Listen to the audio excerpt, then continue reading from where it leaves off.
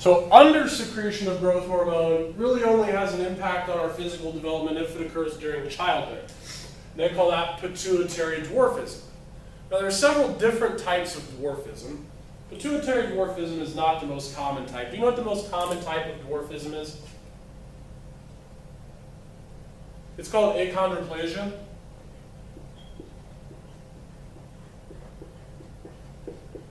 And it's a genetic inherited disease that affects the growth plates. So it results in abnormally short extremities with more or less normal sized heads and torsos.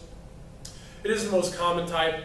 A lot of the people that you see on, what is that channel that has like the obsession of making shows about little people? The TLC, something like that. Most of those people have this disorder, achondroplasia. In pituitary dwarfism, the problem is just too little growth hormone being produced by the pituitary gland. So those people are normally proportioned, but very small. Let's take a look at this picture here. 3 people. The man on the left has pituitary dwarfism. The man in the center has gigantism. And then the person on the right is a normal adult female. Okay? And when I say normally proportioned, you can sort of try and block out everything else so there's no visual clues that give you context about size. And that person looks like a normal adult man. But you include everybody else and you realize he's very, very small. But body proportions are typical. Same thing with the guy here in the middle. If you can't see anything around him, his body proportions are normal. Maybe a little funny looking, right? But his body proportions are normal. Put him next to an average-sized adult woman and you see that he's very, very tall.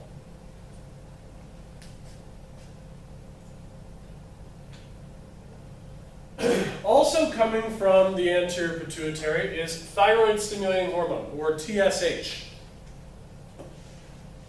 See there in parentheses thyrotropin, because this is a hormone that acts on the thyroid gland.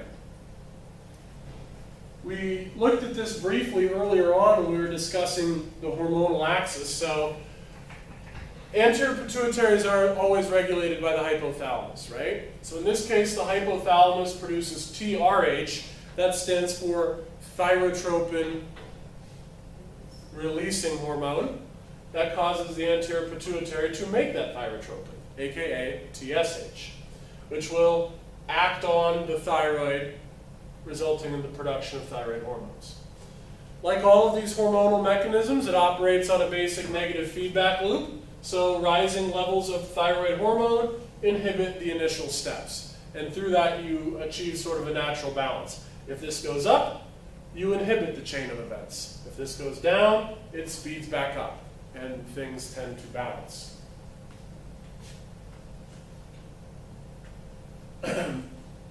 We'll talk about thyroid hormone a little bit later on, but this is important in the regulation of overall metabolism, and it's coming about as a result of TSH.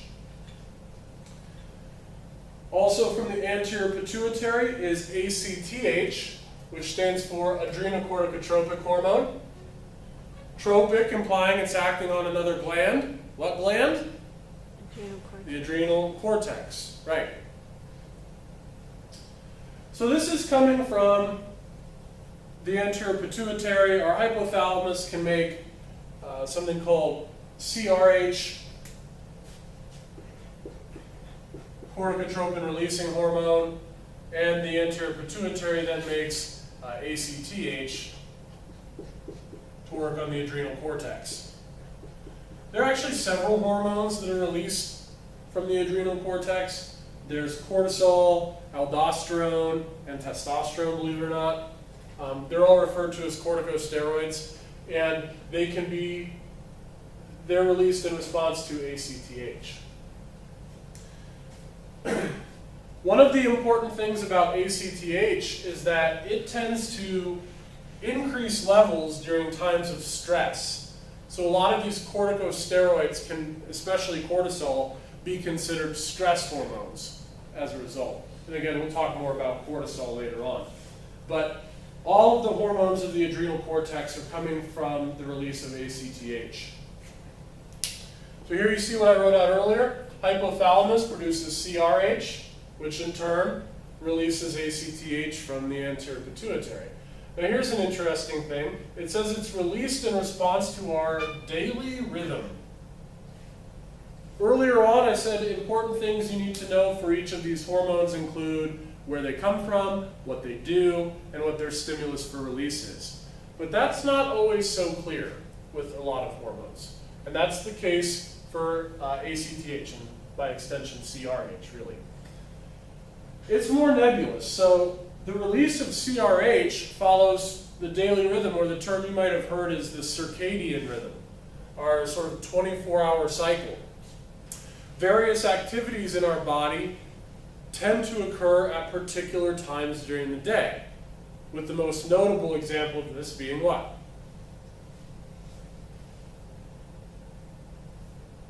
Sleep, right? You tend to get sleepy around the same time of day. And also, if you have a predictable schedule, you tend to wake up around the same time of day too, right?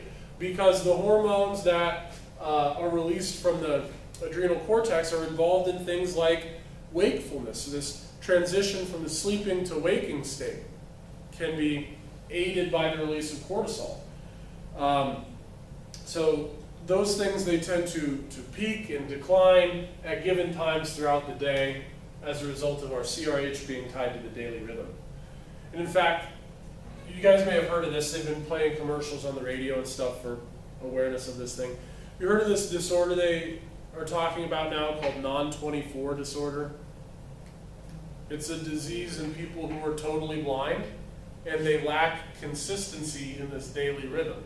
So it makes it hard to fall asleep at predictable times. It makes it hard to stay asleep because your hypothalamus doesn't have anything to go on when it comes to release of CRH. Because how do we establish our daily rhythm? Sleep. Well, yes, that's a big part of it, but also our perception of day and night, light and dark.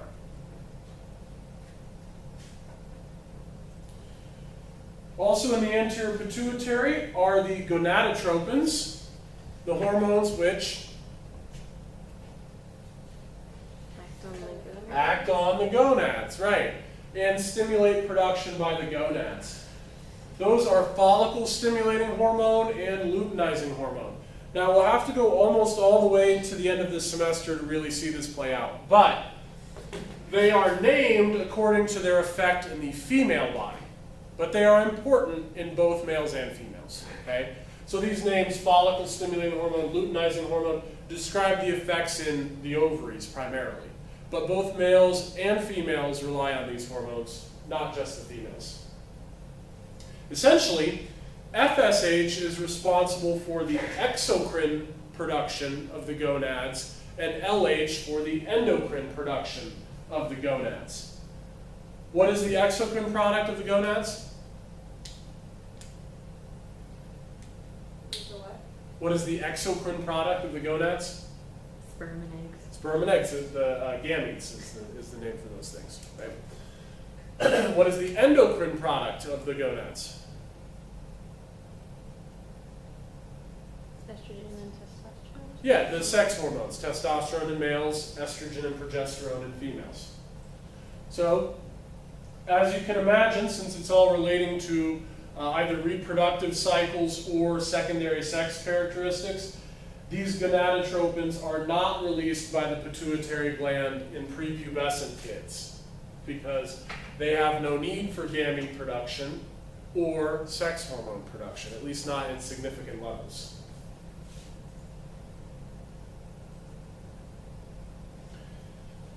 Those gonadotropins come about, and again I did draw a picture of this earlier, those gonadotropins come about as a result of the hypothalamus releasing GnRH, gonadotropin releasing hormone.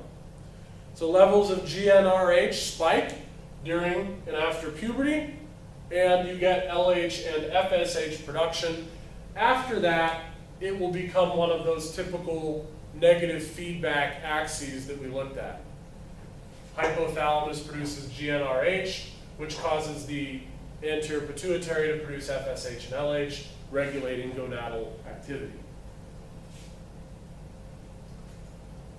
We'll talk about what each of those gonad hormones do as we move on into the other glands.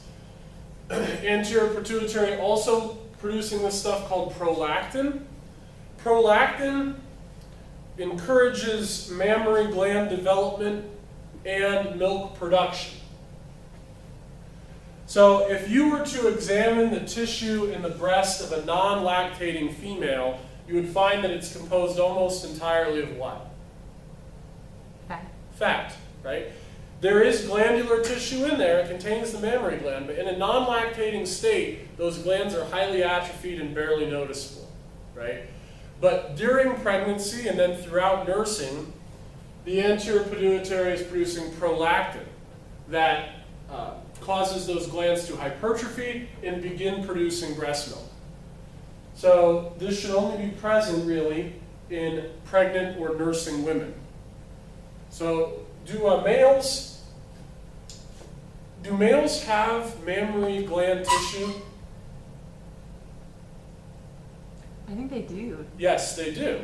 But it's never stimulated to develop in the same way or produce milk because we shouldn't be producing prolactin, right? There is, of course, a type of pituitary tumor called a prolactinoma that can result in the release of prolactin during times where you shouldn't really need it, which would be in a woman when she's not pregnant or nursing, or in a man ever, right? If they're producing prolactin, the primary, and this is an interesting tumor. It might be one of my favorite tumors because I just love saying its main symptom, which is inappropriate lactation. And I don't know why I think that's so funny, but I do. Like, do you see them lactating? That's not appropriate. You know, like, I don't know, it just sounds funny. But what that means is a person who's stimulating mammary gland development and activity during a time where that should not be used. I actually discovered something really interesting about prolactin recently. I was reading about these birds called scrub jays. I don't know why I was doing that, but they're known for collecting little bits of garbage and trinkets and stuff and incorporating it into their nests. And in the study that I was reading, it related to elevated prolactin levels. And I thought, now that's weird because birds don't produce milk, right? Well, it turns out that prolactin is responsible in a lot of birds for their nesting behaviors. And do we talk about those same behaviors in pregnant women? Yeah, and it occurs later on in pregnancy, around the same time that prolactin spikes and mammary gland development begins. So that might be evolutionarily the initial role of prolactin. And then the mammary gland development came about secondarily during the evolution of mammals. So, something to think about, if you think about prolactin at all.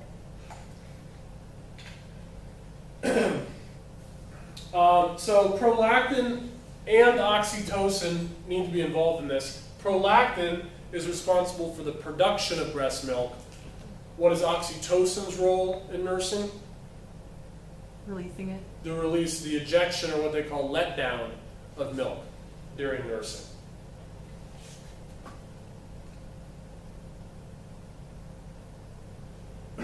Okay, and that wraps up the anterior pituitary hormones.